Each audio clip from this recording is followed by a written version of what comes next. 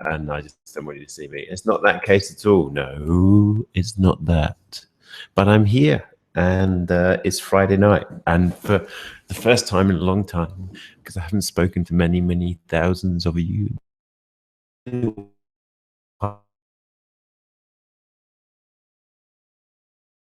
How are you, and what have you been up to? There's nothing happening here at the moment.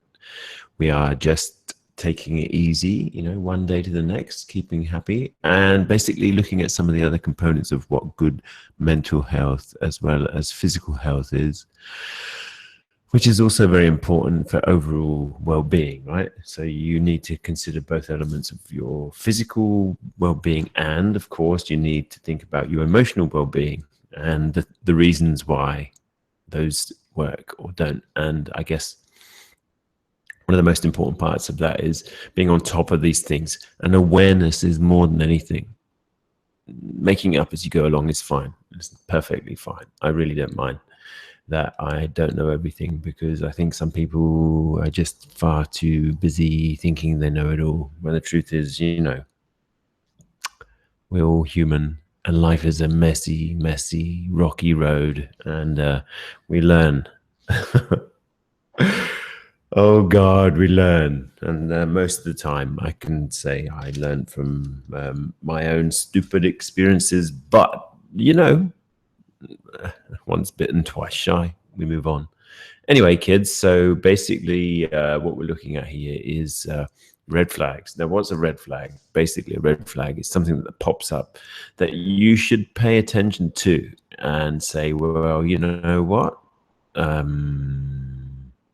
This is important for a relationship. This is important for my own self-respect, to address these things and not to allow these things to continue. Because usually when you sacrifice your values or whatever it is that you overlook for other people in order to sustain a relationship with a partner, straight, gay, whatever, you actually trade in a lot of your dignity to do so. So what are the 50 red flags? Now, if you're watching with me, which I can tell none of you are, bastards, on what are red flags in relationships, over here on our Google Hangouts, I have a total viewing audience right now of 0. I'm not bongo, stuff yourself. No, it's all right. So basically, what we're looking at here are, where are we now? Okay, let's start with number 1, because this is important. I'm finding my page. 50 red flags. Here we go. All right, sac.org, and it says 50 red flags you should watch for in your relationship. Number 1 is they never apologize for bad behavior. Well, that's pretty straightforward. If they do something wrong or something to hurt you, but never accept responsibility for the issue, and rather than just throw up excuses to why that behavior is okay or it's different in this case, that's a major red flag. When's the last time they apologize for their behavior? That's really, really quite a big indicator. They're never wrong. They're always justified in what they did, and they will never, ever take any accountability, which is sad, because if there's no accountability, there's no remorse. So you can't really move on from it. So that's a really sad thing that they do. And we all fuck up. But if we fuck up and say, I shouldn't have done that, you know, then basically you can move on from it. You say, okay, well, look, you know, fair play. Let's try and avoid that in the future and move on to something better, right? And I think that's an important thing. Then when you show remorse, the other person shows that you've seen how it's affected them, and they still want to be around you. Otherwise, they just get sick of it one time after the other. You know, it's just a pain in the ass. Okay, so number 2, they think all their exes are crazy and don't see the common denominator. But that's it. When somebody says I've been married 7 times and they were all fucked up, you got to be thinking about, well, you were there for those whole 7 times. And like Dr. Phil says, as much as I hate him, he says it's never 100% one way, is it? You've always got to put your hands up and say, yeah, look, I don't profess to be a relationships genius, so I've got something to do with it. They use ultimatums to get their way. Well, there's ultimatums and there's ultimatums. If you say, I'm not going to do that, I don't want it, and you're going to stand by it and you're willing to walk away from a relationship because you just don't think it's for you, that's not necessarily an ultimatum. But if you say, if you don't do this, I will, that's basically the start of a really freaked out game, and you don't want to do that. Games will only end in tears, mate. Okay, so when they don't text you back quick, but always on their iPhone or on their phone, this is true. When you watch people, if you stand there and you watch people on their phones and their behavior on their phones, and they're constantly on WhatsApp or Snapchat or just texting people, Facebook, and then you text somebody and they take forever to get back to you, it's always a little bit sus, isn't it? Because it's not in line with how they usually text. And how they behave when it's around other people. And usually it's a great indicator of how they're treating you, which seems to be a little bit like contemptuous, to be honest. You don't like their friends comes in at number 5. If the people are not, probably reevaluate things. If their best friends are rude, especially to you when you meet them, or if you don't like how they act, this may be a wake-up call or to who you're actually dating. This is true. I couldn't find myself in a situation where everybody was all smashed up. People love getting all smashed up. That's up to you, but like most people who drink don't like being around people who don't drink. So one of the big things for me is, you know, people can just put this big front on. It's just too much. I think, you know, I've worn that down enough to realize I just don't have time for that anymore. There might be lovely people. It's not a reflection or a judgment, but if they're not along the same lines as you know, something that you can look them in the eye and talk to them about, then, you know, you're always going to have that awkwardness when you're around them. So I guess that just adds extra pressure to a relationship anyway. Okay, number 6 is they keep a score about things you said a long time ago. Wow, that's true, man. When people keeping a score of things you said a long time ago, it's because they're petty, trivial people, and they really can't keep in the moment. So they always think they have to bring up old things you said, even if it was by mistake or if you've forgotten about it. They keep on bringing up old scores, and they want to use them against you, really. So that's one of the things you've got to be mindful of. Number 7, they are upset when you go and hang out with your friends or family over them. But it's true. If they try and use emotional manipulation to say, you know, or they want attention from you, you know, before we go any further, one of the things I think you've got to think about when you're doing this is just fuck them off, man. You know, you can bend over backwards. There's so many other people out there, and what you settle for is what you get. You can be Mr. Kind or Mrs. Kind, whatever you want to be, but at the end of the day, there's so many more fucking people out there. Fuck them off. Should we end there? When they complain or talk about their ex, okay, that's something called triangulation. You know, you really don't have to talk about your ex relationships. It's not important. You know, they're gone, finish. You know, water under the bridge. Why keep bringing them up? Well, they bring up positive things about them. Well, okay, go find them. There's the door. Make good use of it. Off you go. Okay, this is a big one.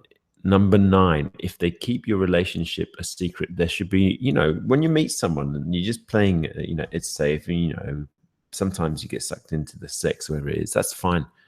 You just take it one day at a time, and you don't want to introduce them to the world, because you look a little bit of a plonker if you introduce everybody you meet, because you don't know how it's going to work out. But if after a substantial period of time something happens and you see that, yeah, you know, all right, well, we've been seeing a lot of each other, and then they keep you a secret, don't be a fucking knob.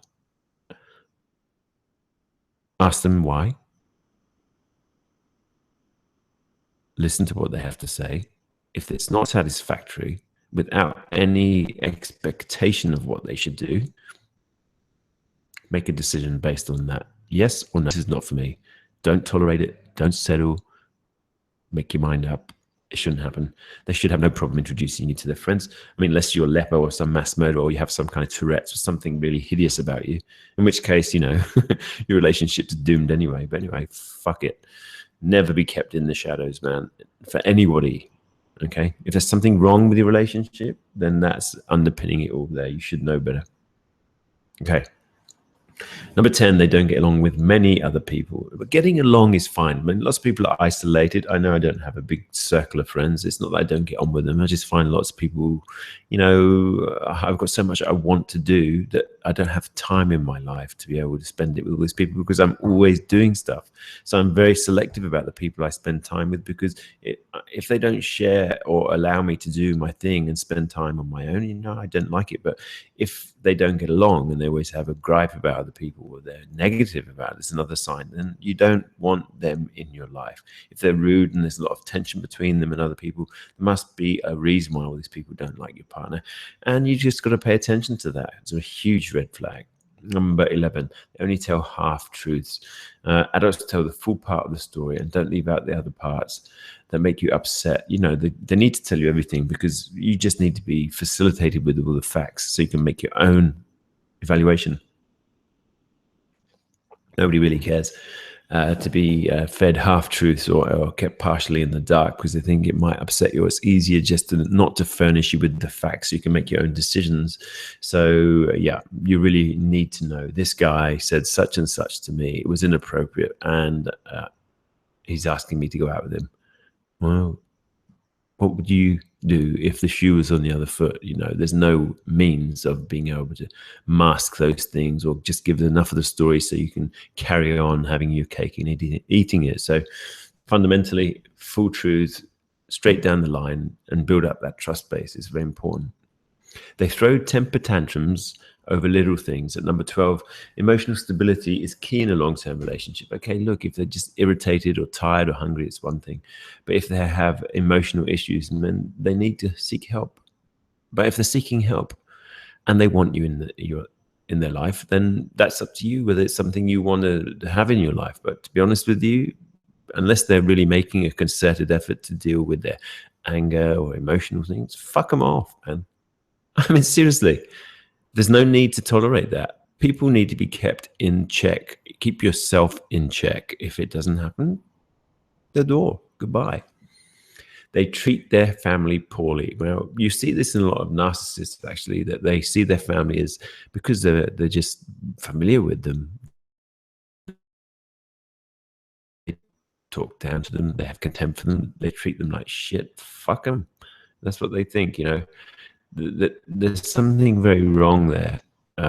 As soon as you become, then you'll enter as the object of their contempt as much as their family is. Okay, mum is usually the one that takes it in the neck a lot because she's, he's just highly strung. No, he's not. He's a twat. Okay, they make rules over you at number 14.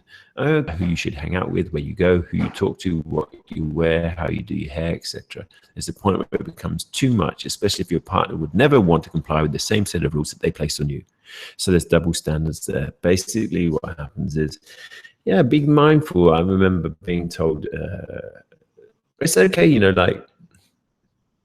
don't say those things. Sometimes okay, that's fair enough. But when it comes down to the way you look or, like facial features and stuff like that, there's a problem there because you can't change the wrinkles around your eyes or the lack of hair on your head or too much or whatever it is. It's very personal. So people have got to look at that and say, I can't, but I don't have the position of being able to tell somebody that this is not what I want, or you shouldn't be doing this or going there or hanging out with these people. Basically, it's a form of control, and if they can't have that control, they feel like they're losing, it's slipping away from them. So they have to put these rules in, and if they don't get it, they meet it with emotional negativity, anger, and rage, just to control you, because then they're conditioning you into understanding that if you don't do as you're told, well, there'll be no affection, and you will be punished fundamentally for not complying with their mandate. Again, if that's how you want to live your life, then do it. I would say get the fuck, mate, because nobody tells me what to do. We all have the chance to be perfectly happy human beings and talk about stuff as adults should. And if they don't do that, off you go. They refuse to get close to your family. Well, an effort at least. Balanced relationship, there should be nothing wrong with it. If they haven't got a family, or if they've passed away, or if they're not close to theirs, again, that's up to you. You should look at the reasons why they're not close. I never forget that those reasons could be, something slightly different. If you ever found out that there's a reason behind that isn't something they're happy to discuss. So, make your mind up on that one. Number 16, you are always the one who apologizes to end fights. But you might be the one. It's okay to argue. Most things are going to happen, but to be honest with you, what the hell?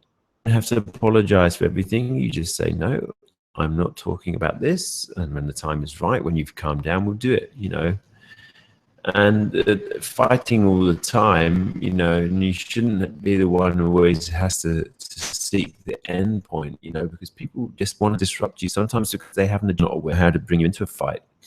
And I guess that's the actions of a master manipulator, because they really want to get you angry, and then they can storm off and spend time doing stuff with other people that they just didn't want you there for, and come back and apologize after the event has passed and they've been able to live it up. They password protect all their devices. Number 17, you don't need to. I guess, look, if you're out, I got a password on my phone. It's just I don't want people going through my private details or paying for stuff. I guess with now it's different. But if they should allow you access if you needed to. I mean, if you've got a computer at home and they need to use it, well, you don't have to keep putting the password in for them, which is a bit weird. You should just tell them, such and such, on you go. People who have nothing to hide nothing. Might have embarrassing stuff there. People look at porn. They got a few pictures of their ex on there with their tits out. C'est la vie. Tell them about it. Get it out in the open and deal with it. Nothing crazy. They don't comfort you in times of need. Now, this is important. If they are irreverent to your pain, get rid of them. If they don't come to help because you've been injured or something's wrong, you need to really, this is one of the bigger ones. You've got to get rid of them pronto. Nobody fucking wants that in their life. They will not be there when you need them most of all, and they will let you down, and they will not be genuine or sincere about anything. Okay, so number 19, they are rude and inconsiderate to service workers. Some people just want to, they don't get a chance to assert themselves. So what they do is that they're rude to people in, positions like waiters or cleaners. They just talk down to them in front of you because they think that you might share their sadistic nature in talking down to people to assert themselves, in which case, you're really going to be the one who becomes the victim of that eventually, because they've shown you very clearly that that's what they do. And usually when you see that once or twice in somebody, you don't need to look any further. You don't need to. It's not necessary to look any further, because this is going to be something that comes up sooner or later, and it will be against you for sure. Get rid of them. Okay, they become angry when discussing their mistakes at number 20. It's not all right when they become angry about discussing anything they don't like or agree with or don't want to talk about. Your partner shouldn't lose their handle and try to suppress their communication at times when they know they are wrong. Their inability to talk about things that annoy them or strike a nerve is going to cause communication obstacles in your relationship further down the line. Anger in general needs to be looked at and all the time, or you have one or two blow-ups over trivial shit all the time. You are really making your life difficult by keeping them around. You need to get situation as quick as you can, because it's absolutely intolerable and it will not last. Nobody will want to be around that for very long, I can guarantee it. And if you do, well, you get that. Consciously making a choice to be around an angry person means that you will be the one who is in the smallest inner circle of abuse, which will be free-flowing and every day directed specifically at you for things that you have absolutely no control over, no matter how many hoops you jump through. So you need to get rid of that person straight away. I think you can see a pattern emerging here. As soon as it feels that there's something not quite right, you do not have to tolerate these people, okay? Number 21, when they make a negative comment about everything, yeah, I think as you get older, you learn, I might not like that, but I'm not going to voice these things out loud, because once I say things out loud, I can't get the toothpaste back in the tube. No, man. All you've done is shown the world what a twat you are by being so vocal and vociferous about something that you could really just let it go. It doesn't need to be something that you have an opinion on. It's a thing. It's for you. It's not for you. Just keep it in there and let it go. It's another thing. But these people who are negative, they've always got something negative to say about their work, about their co-workers. Somebody's annoying them. Oh, please, get on with your life. Anyway, number 22, the way they flirt with you when they had a partner. This is the thing, you've got to look at it. If they left their partner for you, they will most certainly do that to you too. If there was somebody on the scene when you were on the scene, oh, this is so true. You've got to be sure that one person, it's called bed hopping, right? When people are hopping from one bed to the next. The fuck is that shit? People say, oh, I really like you, I'm not enjoying my relationship with my current partner. If you've been in a relationship, after a relationship fails, there's a period of adjustment for any normal, healthy human being, which means that you're going to have to do some time, take time on yourself and start working things out and adjust. Because if you're too raw from your last relationship and then you just go on the rebound and fill that void with somebody else, well, you're going to head straight up shit creek with that, and it's going to bite you in the ass. The temptation is always to jump into another relationship, but it's not. It's hard. You chemically can't do it. Your brain is still wired as an animal for having relationship and children and babies. That's what the body does. So, try to talk to exes for a second chance when they have a partner. It really surprises me. If they're willing to be sneaky with you while in a relationship, how will they act when they are with you next? I've seen this happen so many times with people I used to work with. I can't really call them friends because they deserved it in the end. Nobody deserves to do that to the third party, to cheat on them or to belittle them. It just doesn't work. You end up really throwing yourself under the bus. And to be honest with you, whether you deserve it or not is that's a whole different discussion. Somebody wants to be with you might be something that they really think is a good idea. But to be honest with you, if you're unhappy in a relationship, then you end that relationship. You don't end the relationship to be with somebody else. You end it because you're not happy with it. That's all. Then after time has passed, maybe, just maybe then, if that happens to come along, then you might do that, right? But unless you do that, bed hopping will cause nothing but heartache down the line. You might have wonderful sex 6 months, a year, and then you'll realize, I can't trust this person. They did it to me. They did it to their ex. They'll do it to me. Number 23 is all of their friends are of the opposite sex. This is a key when it comes to girls especially, and this is a textbook red flag that's been told time and time again. If most of her friends are guys, she probably loves the attention from males and an attention whore. This is true. Girls between 24 to 30 can be very much like that because they look good, they've got a bit of money in their pocket, a career, they're objects of affection. People love them and they get a lot of attention, so they fall into that, and they forget that they're in a relationship, and they seem to think that you haven't noticed it, but at the end of the day, anybody who's not emotionally prepared to dedicate themselves to a serious adult relationship, but they shouldn't be in one. So again, I think you know what I'm going to say about that kind of person. They just need to get the fuck out and get on with their life. And if they want to go and sleep around, then be single, mate, and get on with that, because you're not fooling anybody. And a lot of your behavior will be because, you feel you need the attention, and as a young person, or you feel you can get it. Well, go ahead and live that life. And once you're ready and you're more stable, then maybe consider being true to yourself as well as the person you're supposedly in a relationship with. Okay, the worst part of this is that most of these people have a secret crush or want to get into your underwear, and so you become their enemy, but you've done nothing. Yeah, so this is one of the things that you have to be very mindful of. Number 24, they do not show interest in you. Well, look, that's a basic stepping stone. However, many relationships move forward even when they don't value what is important to each other. This will just lead to problems in the long run. This is true.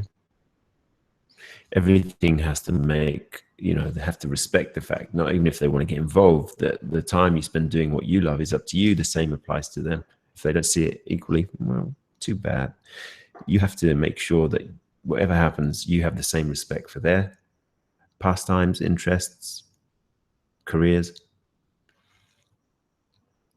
and that they don't go making decisions when you're in a relationship and emotionally have certain involvement, that they don't just change goals as if they were single people. That means that they should be single. Okay. They don't pay compliments or thanks, but it's not important to always get compliments. I mean, when somebody does something nice, without expectation, it's always good to get that feedback. If you regularly do favors for your partner and your partner gets used to them and the favors start to become expectations, they don't also see what you do for them. So you're unappreciated and you shouldn't put up with this. Someone else will appreciate what you do for them. Once is it becomes that thing when they say, oh, he should be doing that. It's his job. No. Equals, remember. You are an equal, I'm an equal. If I do it because I feel I can, and that's it. If you expect me to do things, well, that's going to be a problem, isn't it? You have to manage your life. Two people managing their lives and their own happiness, that's just a recipe for success. Okay, they preach that they are independent. This is a common thread for people who continuously call themselves independent, and really what it is selfishness. And they can put it as rebelliousness as well. Yeah, rebelliousness is I will only do it when I want to. No, look, it's okay to be single-minded in what you want. It's okay to have your own views in those things, but independent and that you have the right to be rude to somebody else. No, you don't. Okay, not inside of a committed adult relationship. As a single person, sure, go for it. Okay, number 27, they have a history of drinking too much. Binge drinking is a red flag for more things than just a relationship. It often masks other problems. Have you had to carry her home while she drunkenly yells at you until she finally falls asleep? Regular excessive drinking will not help your relationship, and a past of it is not a good sign. This is true. This is so true. It's an escapism, isn't it, when people do that? Sad that people need to do that. But you can understand it in many respects. It's not a question, and this is a lot of this, it's not a question of not understanding why people do it. You can understand all you like, but are you going to tolerate that? It won't be the only thing you're tolerating. It'll be tolerating so many things and overlooking so many things. Eggs in the ground, constantly reminded of by this person, by having them near to you. And you have to ask yourself, do I want to live my life like that? I have a kid. I wouldn't want him to live his life like that. Taught him that he says what's on his mind, does what he wants, is considerate of others. And you know when it's reciprocating, when people are doing the same in return. They're reasonable, adult, fair, all these good things. They're not just a liability. Okay, number 28. They are extremely moody. Oh dear. One minute they're pissed off at you for making a minor mistake, and the next minute they want to take cute photos and post them on Facebook. Yeah, this seems to be very common these days. There's no way of dealing with stuff other than with this emotional avalanche of negativity, which seems to happen so much. I don't remember it ever being this bad, ever. Everybody seems to be so easy to upset, and then they think that the best way to deal with that situation is to throw heaps of rage at it. No, that just puts petrol onto a fire. And of course, it takes a saint, it takes like a vet to really be able to get keep control of their feelings and not to be dragged into that kind of game, you know, then it all becomes a mess because they forget why they started arguing in the first place. So, you know, who wants to be in that? Nobody. Well, maybe if you're a drama queen. They hold double standards. They don't want to be treated the way they treat you. Perhaps it's time for a wake-up call. Yeah. They're too busy in denial sometimes. They Facebook stalk too much at number 30. If they're still stalking, their exes on a weekly basis, you have one special one on your hands. You need someone who's more secure with the idea of being with you. Again, that comes to triangulation. They're triangulating you and they're positioning you always with the threat of somebody they've stored away in the wardrobe for a day when they feel they need more attention or they use against you to get what they want. Yeah. They're trolling through people's Facebooks and then making all these comments about this, that, and the other. Yeah, fuck them. Twats, man. Just get rid of them. Drama queens, narcissistic pricks. Just put them out. You don't need it. They are obsessed with fairy tale endings. It comes to the point where they just expect too much from you and it's too much to handle. You get what you give in a relationship, but some want the world just because of their fantasies they're falling in love with. This is expectations. Seriously, expectation and memory, two big things. If you can't live in that moment and be joyful, you know, and you've all got this, I want a career and a house and this and that, and this is what we need, you know, you're missing on basically the most important part, which is they're right with you right now. Why not live that? They're your friends. They love you. Hold hands. Sit, meditate, massage each other. Go for a walk. Just be. Really, there's very little, but when all these expectations of things that should be compared to what society's saying, people at work are saying, you know, the memories of who you've had in the past, whatever, let it go. Be with that person. Cherish them in the moment. That's the main thing. You know? They don't care about things that don't directly affect them. Yeah, well, basically, this is an apathy, isn't it? So they aren't empathetic towards things that aren't directly having any influence over, or that they can't see having some sort of effect on them. This kind of switched off that attitude that really will come back to bite you in the ass as you slip down the scale of importance. They will relegate you to some sort of hood ornament in their eyes. So, you know, a little bit of empathy is most important for most people. They don't care about things that don't directly affect them. Done that one. Okay, number 33. How they act when they are drunk or on drugs, I would add to that. This is important because, you know, there's so much fake fucking bullshit about how they are at work and how they, oh, well, you know, I do this and I do that. And they're prim and proper when they put their uniform or their whatever it is on, their suits on. And then on the weekends, they come, you know, they start drinking and everything comes out. You know, the inhibition's gone and they're friendly to some people, but then really rude when they've had a few drinks, and then they're a totally different person. You know,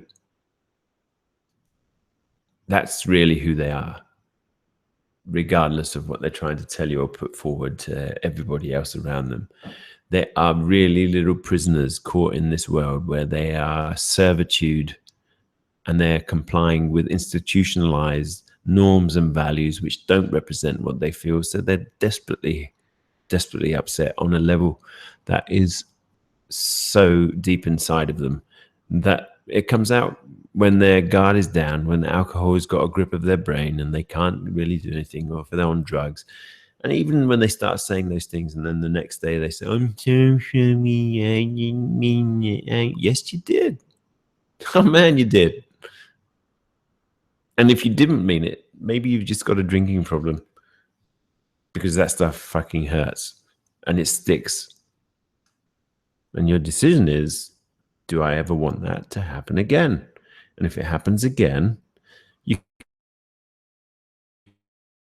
blame them, mate. You decided to stay there and forgive them. No, they need to go.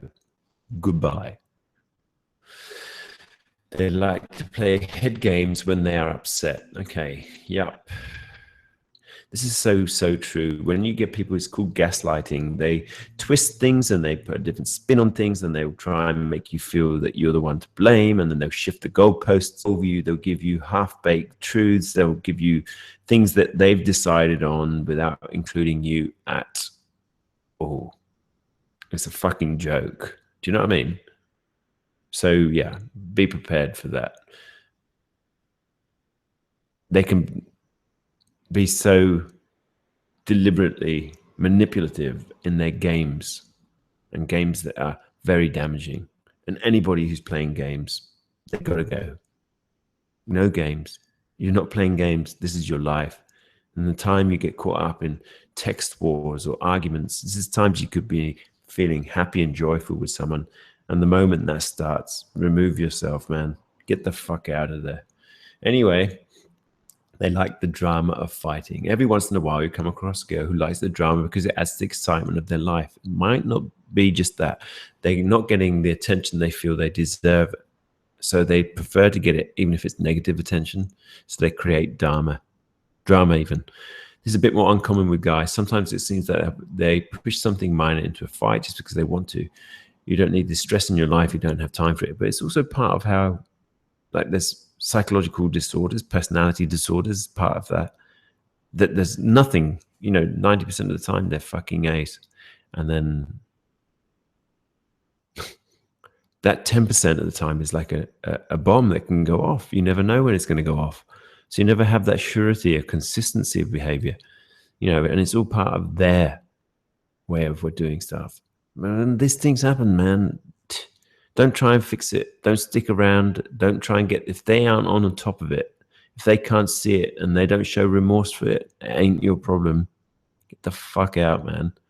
They cannot respect themselves, you, or your relationship. Yeah, self-respect is so important. And if they don't show it towards themselves, why waste your time? Their relationship history is rocky. Now, look, we've all had bad relationships, yeah, all of us. But if you're not learning, if you haven't sought help, if you haven't tried to change things or see why there's a black hole here, let's explore it. Let's see what's going on. You're going to see why and how I can prevent that. That's normal. If that's not happening, and they've just got one relationship after the other, when shit gets too hard, they walk out or they make life insufferable so the other person just has to get away. That's a normal thing that they do all the time because they just want to piss somebody off and see how far they can push the boundary. And then on this big, once you've been pushed beyond your threshold, oh, you were the one for me. No, that's bullshit. If I was the one for you, where were you when I needed you?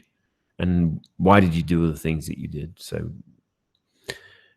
relationships are rocky is one thing, but if they've got an ulterior motive, then just be careful of that. They project their traits onto you and don't see it. Yeah, this is how they project their negativity and sneakiness, and they accuse you of things if they're selfish, and then they don't admit it in themselves. They just see their own traits because they're very familiar with them. They're very familiar with them. And so they think you have the same things, but you're talking about stuff that you know, because it takes one to know one, mate. 39. Their family doesn't think it will last. If their family calls you crazy early on for trying, or doesn't think that you're the one, you're just wasting your time. They know them better. That's the thing. They know them better than anybody else. And if they had a chance, they'd probably, tell you to run for the hills. This will never work out, mate. You just best go, because she ain't ready. She's done nothing, and they know deep down the stuff that she's done, and they can see it's just a pattern repeating itself. And that happens, man. It really does happen. You're constantly a victim of verbal abuse at number 40. How many times have you been called an idiot or an asshole? Have you spoke to your partner the same way? Is it just a one-way street of verbal abuse? Well, that's another thing. Is that word dickhead when it happens, what the hell? Who gives you permission to talk to people that way? Yeah. It doesn't matter if they love you 6 days of the week are good. This will only get worse. There's no excuse for it. If you find yourself calling somebody a name or by being abusive, you need to remove yourself before they leave you. Because, man, you give yourself a license to get sucked into a world of shit. And they're giving themselves license to talk to you that way. You're not available for abuse, mate. You just got to get the fuck away from those people. They religiously delete text. Yeah, well, you can tell when you're reading through a text message if it's been tampered with or if they've taken out certain parts of it. Because, people who have nothing to hide nothing. If guys are just texting them and they're just friends, yeah, bollocks. It doesn't work that way. And the same thing with girls. They should have the peace of mind to say, absolutely, I'm afraid I'm unable to continue with this because it's not for me. I am in a relationship and I do not want this. Simple.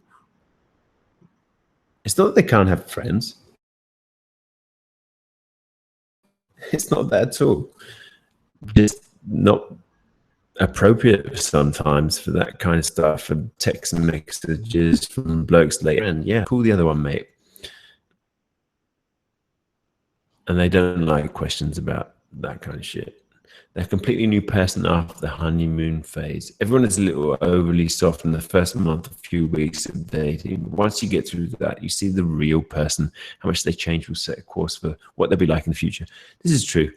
If you start off by telling people the truth and say, no, thank you, that's not for me. They ask you to do something and you say, no, actually, thanks for asking, but no, they might get upset, but at least they'll understand that you're just being genuinely straight with them rather than, and then you just consistent, be friendly. No, thank you. You don't have to keep pushing. If somebody says to you, why? Well, isn't no thank you enough? You need now me to dissect that for you and give you more reasons so you feel better because your sensibilities have been affected. Again, if they can't just handle a no thank you, and the same in reverse, the same rules apply to you, then maybe they're not emotionally mature enough to handle that shit. They said, I always get what I want. And number 43, it might seem hot when they use it as a pickup line, but 3 months down the line, you'll understand that they were serious and they're very demanding and expect a lot from you. Well, demanding and expectations, there's the door, love. If you ask for help and it's genuinely needed, or if you're happy to give it, but not when you're enabling someone or they should be doing something for themselves, man, too heavy. You're just going to be emotionally tired. You'll never get time for yourself. No sex is worth that. I don't care. Sex with somebody who respects you, who takes care of themselves. You come together because you're both in a good headspace. That's more like it, man. Hold on for it. They are sneaky on Snapchat. Snapchat is a neat app. It tells you they're best friends and deletes everything sent and received after it is viewed. It's easy to forget that it's received its popularity on how scandalous it was when the news covered it. I'm not really familiar with Snapchat. Sorry. They tell little lies. If they tell little lies about mundane things, they certainly tell lies about bigger things. Don't overlook this. This is true. And if you catch them on the fly, little lies are, they'll have the same mannerisms. Once you start picking up on those mannerisms, you'll just know. And then you start understanding what they're just saying things over stupid, pointless shit. Just fucking tell the truth, man. And if you're unprepared, then you're not prepared for a relationship. Just be strong enough to admit that to yourself and stop wasting people's time, man. Get the fuck out. It's true though, isn't it? They are nervous about text or calls they receive. Yeah, the phone's always face down. They turn it off. It's on airplane mode. Yeah, this is their thing. Oh, it's such and such. Oh yeah. Tell him then. Isn't that, oh, I told, make sure you make it clearer then. Please don't text me anymore. That is inappropriate. I do not want it. Easy. They grew up with an unstable family. Can't really comment on that one. I mean, you can talk about it with professionals. You work on it if you had that. Really work on it because you can change it. You can change everything. Want to. If you perceive a value in the other person, you will want to. They constantly scream and yell when angry. Anger, man. If it's angry, get rid of it. They will suck you in, and before you know it, this will escalate, and the cycle of abuse will end up with you and your name being dragged through the mud, the police, everything. And if they do get angry like that, get rid of them, man. Don't hang around. They're not for you. Finish them off. They have an excuse for everything. Cheating is never okay under any circumstance. Lying is never okay under any circumstance. Don't let your partner use excuses to cover these or other mistakes they've made. They have to say they made a mistake and that they've learned from it. And then it's up to you whether you want a cheating liar in your life or if you think that the leopard's changed its spots. If it hasn't, well, you're lining yourself up, aren't you? Really? Yeah? For a little bit of a fall, aren't you? As you get older, you do get better at that shit. Okay, matey. Number 50, they thought World War II took place in the 1970s. If they're fucking stupid, then you just need to get rid of them. If they don't have a grip on basic fucking knowledge, the fantasy world is just going to be too overwhelming. If you know shit and they don't, find somebody who's got something in common with you along your lines, who you can have a good conversation with, or just be quiet with, you know. But when you're from two different cultures and you're talking in just catchphrases and gestures, oh, that gets so fucking tiring after a while. Find somebody who's got stuff that you can really understand and communicate and connect with without having to vex yourself and wax and wane your way through a relationship. It's just a fucking nightmare. Anyway, that was 50. I don't know how long we've been online for. Let's have a look. And yeah, no viewers. That's perfect. I didn't want any anyway. Okay, kids. Well, I hope you enjoyed that. And remember, all you have to do is be honest with yourself. That's the biggest thing about all of this. When you see something, these flags come up, and basically, you know, don't ignore them. Make sure you ignore them, because they will bite you in the ass a lot, you know, and you pay a heavy price for it. It's hard sometimes to walk away, but if you walk away, you'll heal. If you stick around, you'll not only be suffering abuse, but you'll lose yourself in a way that's just not right. And it'll take you 10 times longer to recover if you did that. So be wise. And the second thing, if you're unsure, talk to people, especially professionals. Even if you get a bum professional who isn't very good, then go to another one. Don't just give up. Learn from everything you've done. Laugh it off when you can. Then you start to heal.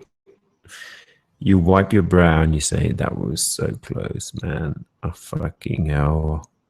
Why did I do that? It's never the other person at the end of the day. It's just the choices that you make.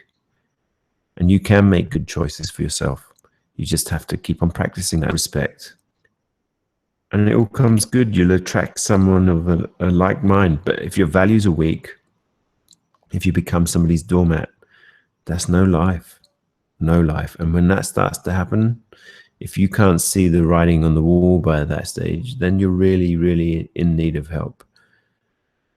And you should seek it. And don't worry about other people. Run your own race. Do your thing. And you'll find enough the same way that you do. But if the other person doesn't, it's sad sometimes. It's really sad. It's heartbreakingly difficult. But you know, you've got to find the courage to pull away from that because you're worthy of more. Nothing that makes sense. You won't be able to achieve anything you want in your life. And if that's just simple joyfulness, which should be the fundamental of everything, it's the peacefulness that you have in your life based on conscious choices, knowing that they're choices that you are living with, because them and they support and enhance your happiness. not ones that you have to constantly keep stopping the show and taking it off the road because these interruptions and games and emotional manipulation and coercion and anger seem to get every day a little bit worse. You know, it's no life for you. Good health, good body. Being on your own is not such a bad thing, especially when compared to being with an emotionally abusive, coercive person who doesn't have your best interests at heart. And you will come across them. And they will tear chunks out of you, but you will recover. And then you'll find somebody who will love you for who you are. It will happen. So be positive. Great night.